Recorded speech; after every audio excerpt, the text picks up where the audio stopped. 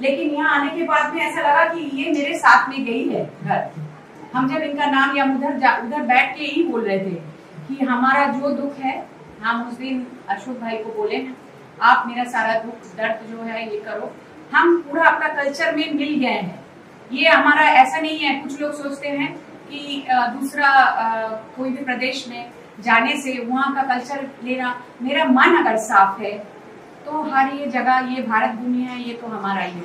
लोग तो दूसरे देशों में जाके बस जाते हैं, लेकिन मैं तो अपनी माँ की गोद में हूँ, तो इसीलिए मुझे कोई तकलीफ नहीं है। ऐसे भी औरतों को तो ये रहता है कि वो दूसरे घर भी जाता है। मेरा हस्बैंड भी वो राजस्थान के पुष्कर के ब्राह्मण है, तो मैं बंगाली ब्राह्मण हूँ। तो बात ब्राह्मण की नहीं है।